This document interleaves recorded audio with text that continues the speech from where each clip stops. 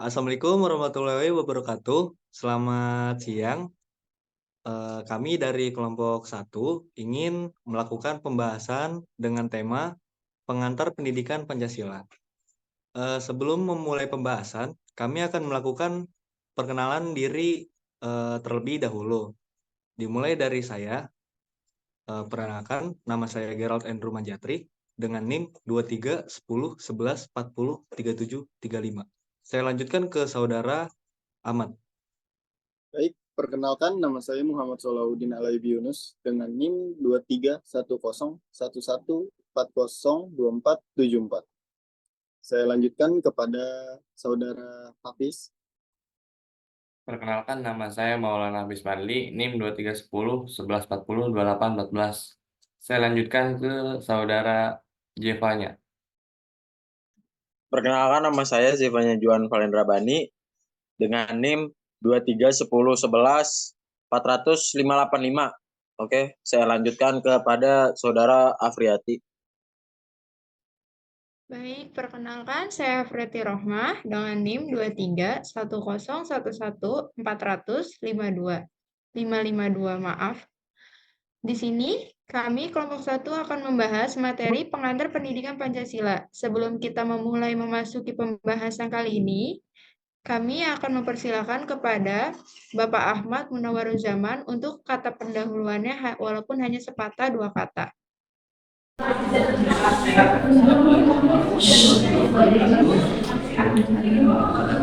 Ini akan mendiskusikan tentang Pancasila dengan tema pengantar pendidikan Pancasila.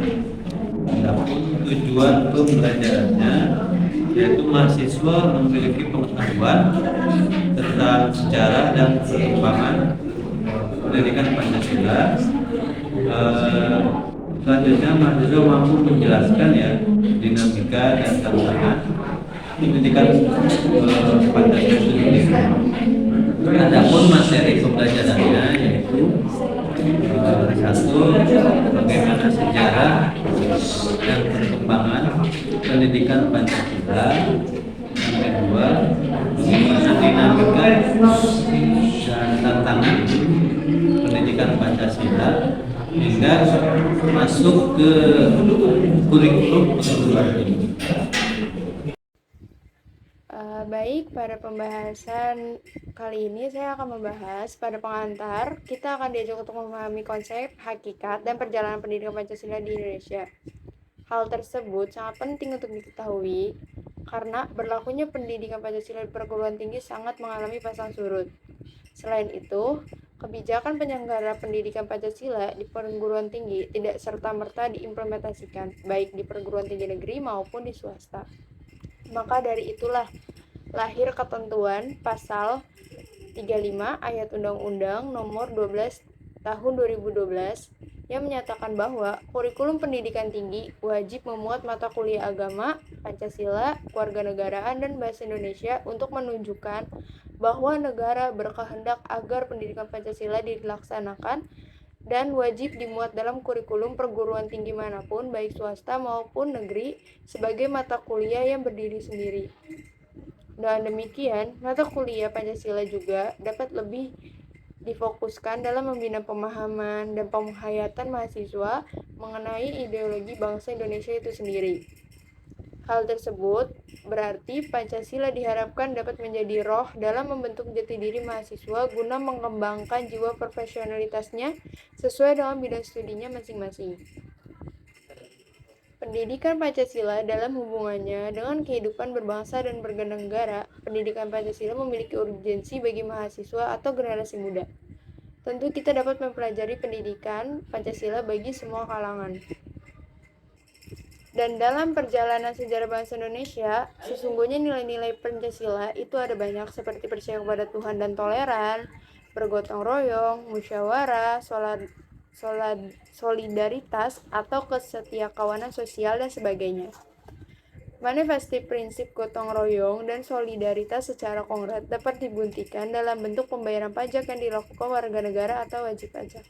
Dan untuk pembahasan selanjutnya akan dibahas oleh rekan saya yaitu Jevanya. Indonesia berat sama dipikul, ringan sama dijinjing. Konsekuensinya, pihak yang mampu harus mendukung pihak yang kurang mampu dengan menempatkan posisi pemerintah sebagai mediator untuk menjembatani kesenjangan. Pajak menjadi solusi untuk kesenjangan tersebut. Dalam konteks kekinian, khususnya dalam bidang tata kelola pemerintahan, apakah nilai-nilai Pancasila telah sebetulnya dilaksanakan oleh aparatur pemerintah? Ataukah Anda masih menemukan perilaku aparatur yang tidak sesuai dengan nilai-nilai Pancasila? Apabila jawabannya masih banyak, perilaku yang menyimpang dari nilai-nilai Pancasila, sudah barang tentu perilaku seperti itu dapat dikategorikan perilaku yang tidak mensyukuri kemerdekaan negara Republik Indonesia. Selanjutnya, masalah kesadaran perpajakan. Kesadaran perpajakan menjadi permasalahan utama bangsa karena uang dari pajak menjadi tulang punggung pembiayaan pembangunan APBN 2016 sebesar 74,6%. Penerimaan negara berasal dari pajak. Masalah yang muncul adalah masih banyak wajib pajak perorangan maupun badan yang masih belum sadar dalam memenuhi kewajiban perpajakan. Laporan yang disampaikan masih belum sesuai dengan harta dan penghasilan yang sebenarnya dimiliki. Bahkan banyak kekayaan yang disembunyikan. Masalah korupsi sampai sekarang masih banyak terjadi, baik di pusat maupun di daerah. Transparency International merilis situasi korupsi di 188 negara untuk tahun 2015 berdasarkan data dari TI tersebut. Indonesia masih menduduki peringkat 88 dalam urutan negara paling korup di Indonesia. Hal tersebut menunjukkan bahwa masih ditemukan adanya perilaku pejabat publik yang kurang sesuai dengan standar, nilai atau moral Pancasila. Agar perilaku koruptif tersebut ke depan dapat makin direduksi, maka mata kuliah pendidikan Pancasila perlu diintensifkan di perguruan tinggi. Hal tersebut dikarenakan mahasiswa merupakan kelompok elit intelektual generasi muda calon-calon pejabat publik di kemudian hari. Terima kasih. Setelah saya akan melanjutkan materi dari Zepa, materi mengenai masalah lingkungan. Indonesia dikenalkan sebagai paru-paru dunia, namun dewasa ini kita tersebut perlahan menghina luntur seiring dengan banyaknya kasus pembakaran hutan, perambanan hutan menjaga pertanian, dan yang paling senter dibicarakan yaitu beralihnya hutan Indonesia menjadi perkebunan. Indonesia saat ini adalah sampah. Pembangunan yang tidak memperhatikan pertanian dan yang paling sering dibicarakan yaitu beralihnya hutan Indonesia menjadi perkebunan. Indonesia saat ini adalah sampah. Pembangunan yang tidak memperhatikan andal dan amdal, polusi yang diakibatkan pabrik dan kendaraan yang semakin banyak. Hal tersebut menunjukkan bahwa kesadaran masyarakat terhadap kelestarian lingkungan masih perlu ditingkatkan. Peningkatan kesadaran lingkungan tersebut juga merupakan perhatian pendidikan. Demokratis mengalir dengan deras menyusul terjadinya informasi di negara Republik Indonesia. Juga menghasilkan dampak negatif, antara lain mengkikis rasa kesatuan dan persatuan bangsa. Sebagai contoh, acap kali mengemukakan dalam wacana publik bahwa ada segelintir elit politik di negara yang memiliki pemahaman yang sempit tentang ekonomi daerah. Mereka terkadang memahami ekonomi daerah sebagai bentuk keleluasan pemerintah daerah untuk membentuk kerajaan-kerajaan kecil. Sebagai implikasinya, mereka menghendaki daerahnya diistimewakan dengan berbagai alasan. Bukan itu saja, fenomena primordialisme pun terkadang muncul dalam kehidupan masyarakat. Terima kasih, sekian dari saya. Masalah dekadensi moral. Dewasa ini, atau pada masa ini, fenomena materialisme, pragmatisme, dan hedonisme makin mengejala dalam kehidupan bermasyarakat. Paham-paham tersebut mengikis moralitas dan akhlak masyarakat, khususnya generasi muda. Fenomena dekadensi moral tersebut berekspresikan dan tersosialisasikan lewat tayangan berbagai media massa. Perhatikan tontonan-tontonan yang disuguhkan dalam media siaran pada saat ini. Begitu banyak tontonan yang bukan hanya mengajarkan kekerasan, melainkan juga perilaku tidak bermoral, seperti pengkhianatan dan perilaku pergaulan bebas. Bahkan, perilaku kekerasan juga seringkali disuguhkan dalam sinetron-sinetron yang menjadi tontonan keluarga. Masalah narkoba dilihat dari segi letak geografis. Indonesia merupakan negara yang strategis. Namun, letak strategis tersebut tidak hanya memiliki dampak positif, tetapi juga memiliki dampak negatif. Sebagai contoh, dampak negatif dari letak geografis dilihat dari kacamata bandar narkoba. Indonesia strategis dalam hal pemasaran obat-obatan terlarang. Tidak sedikit bandar narkoba warga negara asing yang tertangkap membawa zat terlarang ke negeri ini. Selanjutnya, akan saya serahkan kepada rekan saya, Saudara Giral. Terima kasih. Permisi, saya akan melanjutkan materi yang telah dijelaskan oleh rekan saya, Muhammad Solahuddin. Berdasarkan data yang dirilis Kepolisian Republik Indonesia tahun 2013, Polri mengklaim telah menangani 32.470 kasus narkoba, baik narkoba yang berjenis narkotika, narkoba yang berjenis psikotropika, maupun narkoba jenis bahan berbahaya lainnya. Angka ini meningkat sebanyak 5.909 kasus dari tahun sebelumnya. Salah satu tujuan dari gerakan reformasi adalah mereformasi sistem hukum dan sekaligus meningkatkan kualitas penegakan hukum. Memang banyak faktor yang mempengaruhi terhadap efektivitas penegakan hukum. Tetapi, faktor dominan dalam penegakan hukum adalah faktor manusianya. Konkretnya, penegakan hukum ditentukan oleh kesadaran hukum masyarakat dan profesionalitas aparatur penegak hukum. Ya, saya akan melanjutkan mengenai masalah terorisme. Salah satu masalah besar yang dihadapi Indonesia saat ini adalah terorisme. Asal mula dari kelompok terorisme itu sendiri tidak begitu jelas di Indonesia. Namun, faktanya terdapat beberapa kelompok terorisme yang sudah ditangkap dan dipenjarakan berdasarkan hukum yang berlaku. Para terorisme tersebut melakukan kekerasan kepada orang lain dengan melawan hukum dan mengatasnamakan agama. Jumlah tokoh berasumsi bahwa lahirnya terorisme disebabkan oleh himpitan ekonomi, rendahnya tingkat pendidikan, pemahaman keagamaan yang kurang komprehensif terkadang membuat mereka mudah dipengaruhi oleh keyakinan ekstrim tersebut. Ya, terima kasih. Baik, sebelum kami tutup pembahasan kali ini, kami akan membuka sesi tanya jawab yang akan dilakukan pada anggota kami. Kita mulai dari rekan kami yaitu Muhammad Solahuddin Al-Ayubi Yunus. Baik, sebelumnya izinkan saya bertanya.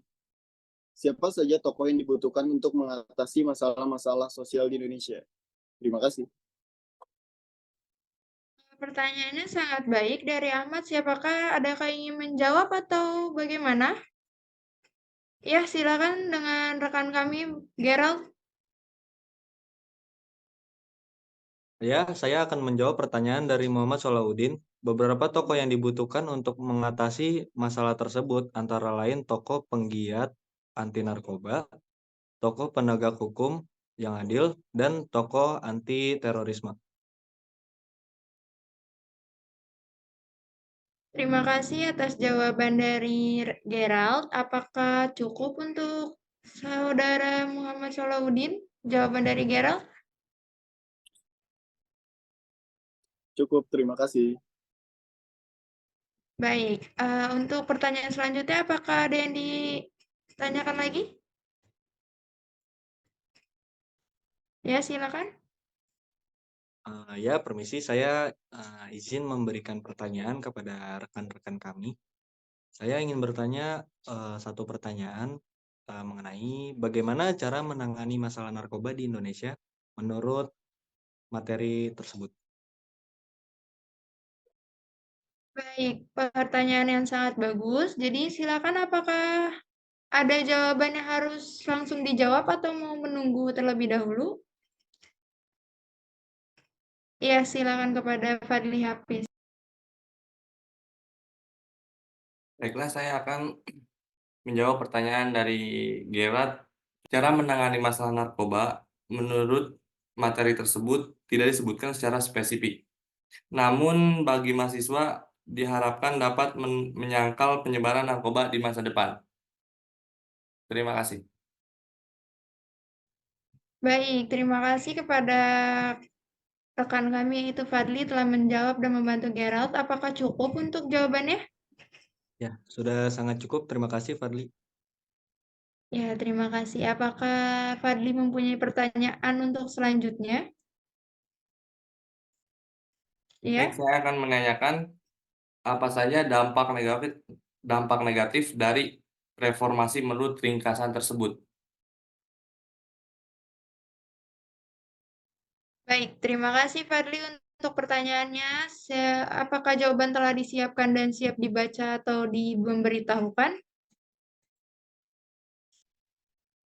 Baik, jika tidak ada, saya yang akan menjawab. Dampak negatif reformasi itu memiliki beberapa penyebab. Di sini saya akan memberitahu salah satunya yaitu munculnya primordialisme yang dapat mengikis rasa persatuan dan kesatuan pada bangsa Indonesia. Itu adalah salah satu penyebab atau dampak negatif yang begitu berdampak pada Indonesia atas terkikisnya persatuan NKRI. Untuk sampai sini apakah cukup atau ada yang ingin ditanyakan kembali? Cukup. Terima kasih. Ya, sama-sama. Untuk kali ini saya ingin memberikan pertanyaan. Untuk pertanyaan selanjutnya akan diserahkan pada saya.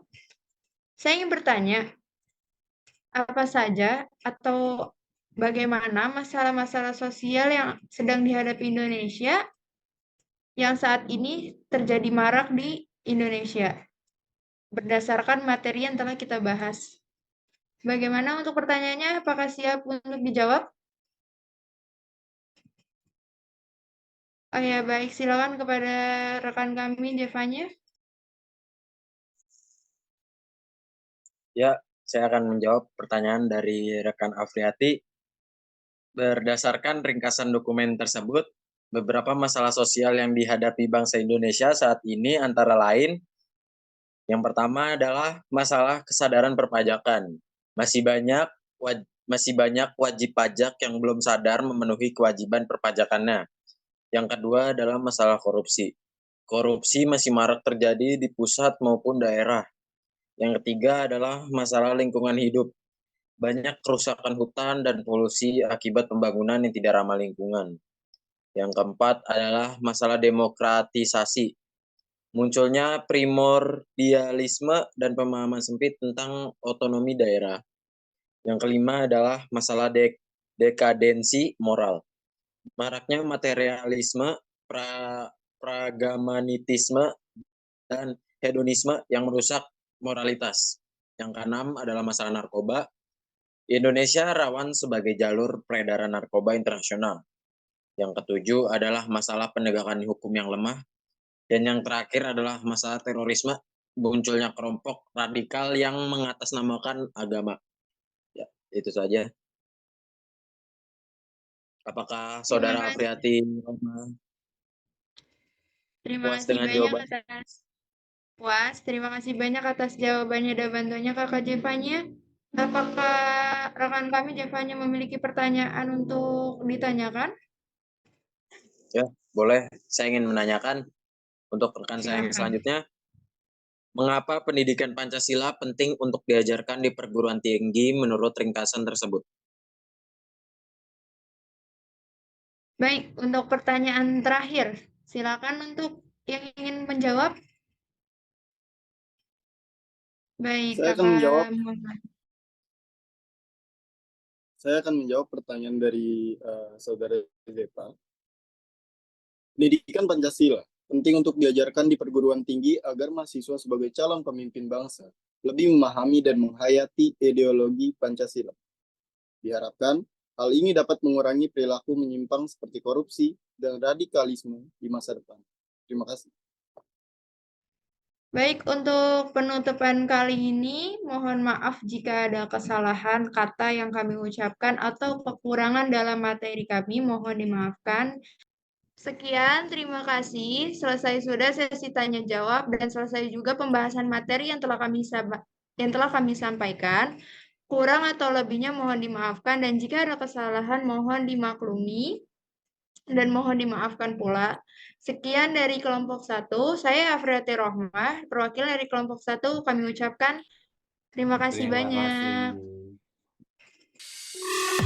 I think I'm going dumb.